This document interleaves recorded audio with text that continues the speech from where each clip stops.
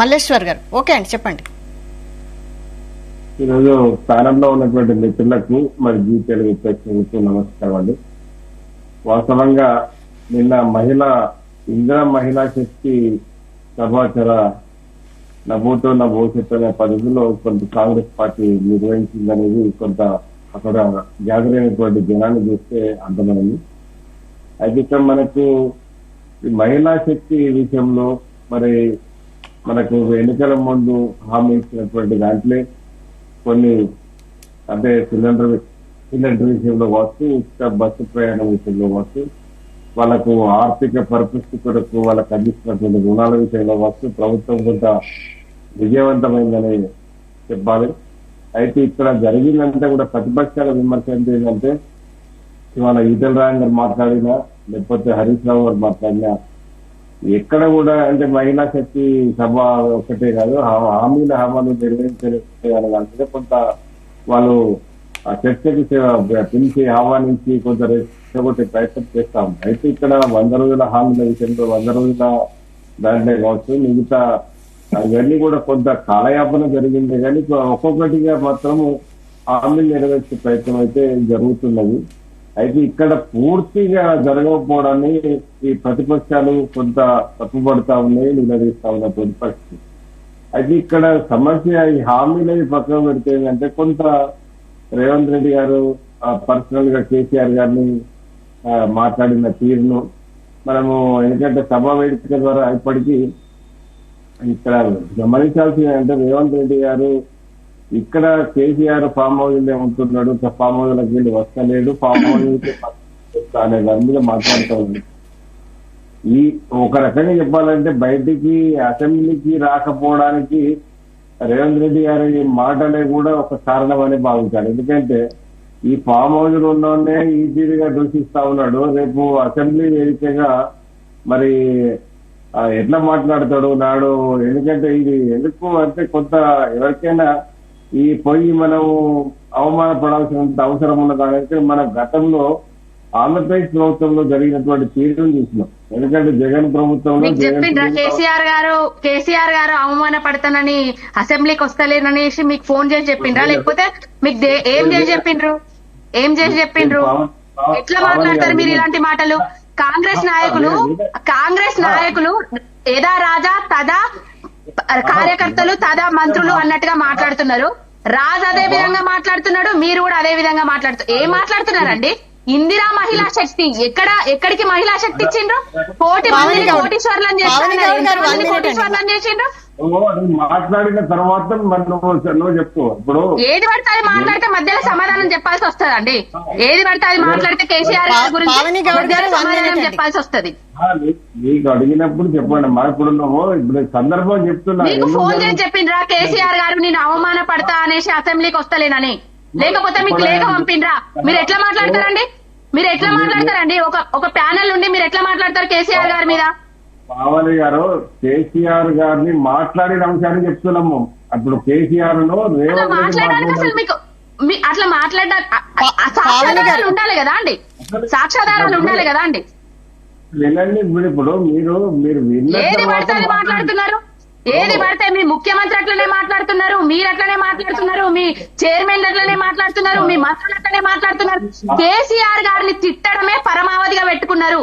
ఈ 11 ప్రజలకు మీరు చేసిందేం లేదు. మీకు అర్థమైతే తిట్టిండు, ఆ తిట్టడం అనేది ఎందుకు రావడం లేదనే ఇప్పుడు బయట ఉన్నప్పుడే తిడుతున్నాడు. అయితే తిడతారా? ఏది పడతారు మాట్లాడతారా? సభలు పెట్టి సమావేశాలు పెట్టి కేసీఆర్ గారు తిట్టడానికా? మీరు ఇచ్చిన హామీలను ఎవరి నుంచి చేశారు? మహిళలను. కానీ 2500 కూడా మహిళలకు ఇవ్వలే ఇంతవరకు. ఇప్పుడు విషయం మాట్లాడిన తర్వాత పావని గారు మల్లేశ్వర్ గారిని మాట్లాడనివ్వండి.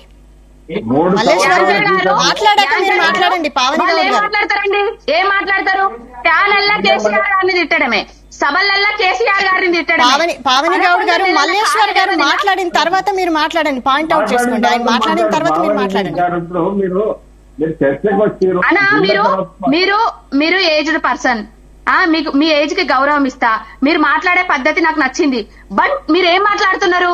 కేసీఆర్ గారు అసెంబ్లీకి వస్తే అవమాన పడతారు అందుకే వస్తలేరు అని మీకు లెటర్ పావని గారు ఫోన్ చేసి చెప్పిండా? ఎందుకు ఇలాంటి మాటలు మాట్లాడుతాండ్రు? నేను విన్నాక మాట్లాడు క్లారిఫికేషన్ పావని గారు మీరు వెయిట్ ఇప్పుడు కేసీఆర్ అవమానపడతాడు అనే అనుమానం ఎందుకు వస్తున్నది అనే దానికి చెప్తున్నా నేను. చంద్రబాబు ఇదే జగన్ ప్రభుత్వంలో చంద్రబాబు నాయుడికి ఒడిసిన ముచ్చట ఇక్కడ ఎందుకు? చంద్రబాబు నాయుడు ముచ్చట మనకెందుకండి? 3 ఏళ్ల కింద ఎంత అవమానపరచాలి, నేను ఈ సభకి రానని ఛాలెంజ్ చేసి ఇచ్చిండు. ఛాలెంజ్ ఇలా ఆ సభలో అవమానపరిచినందుకే ఇలా చంద్రబాబు గద్దెనెక్కినటువంటి సందర్భాన్ని గుర్తు చేస్తున్నా. ఇప్పుడు నేను అనేది అవమానపరిస్తే ప్రజలు ఊకుంటారా? ఇప్పుడు ప్రజలు ఎందుకు గద్దె దించారు ఏంటనేది నీకు మాకు తెలియదా? ప్రజలకు కూడా తెలుసు కదా. ఇప్పుడు ప్రజలకు ఏం మాట్లాడితే వాళ్ళకు విలసంపుగా ఉంటుంది. విజయోత్సవాల ఇప్పుడు ఏది ఎట్లా ఉంటది అనేది చూస్తారు. దానికి మనకు ఇప్పుడు మీకు ఆ విషయాన్ని ఇప్పుడు మహిళా శక్తి విషయంలో మీకు నేను అదే చెప్తున్నా కదా. ఇప్పుడు కొన్ని ప్రతిపక్షాల విమర్శలు కూడా ఉన్నాయి, దాంట్లో పూర్తిగా అమలు కాలేదనే దాని మీదనే మనం చెప్తా ఉన్నాం కదా. మీరు ఇప్పుడు కాంగ్రెస్ నాయకులు అడిగిందని చెప్పు పవన్ గారు. ఎందుకంటే ఇప్పుడు నేను ఏం జరుగుతున్నది ఏం జరిగింది అనే దాని మీద చెప్తా ఉన్నా. ఇప్పుడు అసెంబ్లీ వేదికగా చంద్రబాబు అవమానం జరిగితే ఛాలెంజ్ ఇచ్చిపోయిండు తెలుసా, నేను రాను ఈ సభకే రానని చెప్పిండు. రేపు అదే జరిగితే రేపు కేసీఆర్ కూడా అదే పద్ధతిలో ఉంటాయి కదా. ప్రజలంతా కేసీఆర్ వైపు ఉంటారు కదా. అప్పుడు ఇప్పుడు ఆ సభా వేదిక ద్వారా తిట్టడం అనేది కాదు. ఇప్పుడు ఏమంటారంటే రేవంత్ రెడ్డి గారు ఒక మాట అంటే ఈ బీఆర్ఎస్ నాయకులు ఇవాళ కేటీఆర్ అయితే హరీష్ రావు అయితే ఇప్పుడు వీళ్ళు 2 మాటలు అనాల్సిన పరిస్థితి వస్తుంది. మొన్న ఒక కేటీఆర్ మీటింగ్ లో ఒక సందర్భంలో ఏమైనా అంటే నేను అట్లా మాట్లాడద్దు కదా అంటే, మరి కేసీఆర్ పెద్దోడు కదా, మరి ఎట్లా మాట్లాడతారు, ఆయన ఆపడం మానేస్తే నేను వెరీ నెక్స్ట్ 1 మినిట్ నేను ఆపేస్తానని చెప్పినటువంటి సందర్భాన్ని గుర్తు చేస్తున్నాను. మీరు ఆ సందర్భం వినకుండా నాకు విన్న తర్వాత మాట్లాడుతున్నాను. నేను కాంగ్రెస్ పార్టీ కార్యకర్తను కాదు కదా నేను మాట్లాడడానికి. ఇప్పుడు జరుగుతున్నటువంటి తీరు ట్రెండ్ ఇతర పొరుగు రాష్ట్రాలలో ఏం జరిగినాయి, ఈ ప్రతికారేక్షకు పోతే ఇప్పుడు ఎవరి అధికారంలో ఉన్నప్పుడు వాళ్ళు చూసుకునే పరిస్థితి వస్తుంది. అది మంచిది కాదు అనే దాని మీద నేను చెప్తా ఉన్నాను. ఎందుకంటే అది వాళ్ళ హామీల అమలుపై దృష్టి పెట్టి రేవంత్ రెడ్డి గారు పోతే రేపు భవిష్యత్తు ఉంటది తప్ప ఇక్కడ మనము మన వేదికల ద్వారా మనం ఒకరినొకరు దూషించుకోవడం అనేది కరెక్ట్ కాదు. ఎందుకంటే అధికారం అనేది శాశ్వతం కాదు, ఎప్పుడు పర్మనెంట్ గా ఉండే పరిస్థితి కాదు. కేసీఆర్ కు కాదు, ఇటు రేవంత్ రెడ్డి కాదు, ఇంకా బీజేపీ కాదు. ఎందుకంటే ఈ దూషణలు అనేది కరెక్ట్ కాదు. ఆ దూషణల వేదికగా మనము మాట్లాడడం వల్ల అంటే ఒక ఏళ్ళు చూపెడితే మనం 4 ఏళ్ళు చూపెట్టే అవకాశం ఉంటది. కాబట్టి అది మనం మన తెలంగాణ ప్రజలు చాలా చైతన్యవంతమైన ప్రజలు, ప్రతిదీ అబ్జర్వ్ చేస్తూ ఉంటారు. ఇప్పుడు ఎక్కడ కరగాల్సి వాత పెట్టాలో అక్కడ పెడతా ఉంటారు. కాబట్టి ఇక్కడ విషయాన్ని మనము స్పష్టంగా చూసుకోవాలి. హామీలపై కాంగ్రెస్ ఇప్పటికీ దృష్టి సారిస్తున్నదని చెప్తా ఉన్నారు. మొత్తం చేసినామని వాళ్ళు కూడా చెప్పట్లేదు కదా. కాకపోతే కొంత చేస్తా ఉన్నాం, మాకు అప్పుల రాష్ట్రంగా ఉన్నది, మాకు ఖజానాలో ఖాళీ ఉన్నదని వాళ్ళే చెప్తా ఉన్నారు. దానికి ఎట్లా సమకూర్చుకోవాలా, ఎట్లా ఏందనేది వాళ్ళు చూడాల్సినటువంటి అవసరం ఉండేది. దాని ప్రజలకు జవాబు చెప్పాల్సినటువంటి అవసరం ఉన్నది. ఎందుకంటే ఎన్నికల ముందు హామీలు ఇచ్చిండ్రు, ఇవాళ ప్రజలకు జవాబుగా అన్ని అమలు చేయాలి. అమలు చేయకపోతే రేపు బీఆర్ఎస్ జరిగిన తీరే కాంగ్రెస్ జరుగుతుంది. దాంట్లో ఇప్పుడు మనము ఒక అవకాశము ఇచ్చినప్పుడు దాన్ని సద్వినియోగం చేసుకోవాల్సినటువంటి అవసరం ఉండేది. కాబట్టి నేను ఇప్పుడు తొందరపడడం కాదు. ఇప్పుడు అది కాకపోతే వాళ్ళు ప్రారంభం చేసి 100 రోజులని చెప్పారు. ఇప్పుడు హామీలు చేసిన దాంట్లో అన్ని పార్టీలు ఉన్నాయమ్మా. కాంగ్రెస్ ఉన్నది, బీజేపీ ఉన్నది, బీఆర్ఎస్ ఉన్నది. బీఆర్ఎస్ గతంలో ఏం చెప్పిందో మీకు తెలుసు, అసలు బీజేపీ ఏం చెప్పిందో తెలుసు. ఇప్పుడు మనకు అవకాశం ఎప్పుడు వస్తుంది, మళ్ళీ ఎన్నికలు వస్తేనే ఇవన్నీ మనం నిలదీసే పరిస్థితి వస్తుంది. కాకపోతే మీరు కొంత అడ్వాన్స్ గానే 100 రోజులు కాకముందుకే స్టార్ట్ చేసారు అనుకోండి, ఆ పద్ధతిలో ముందుకు పోతా ఉన్నారనేది నేను మనం చేస్తాను.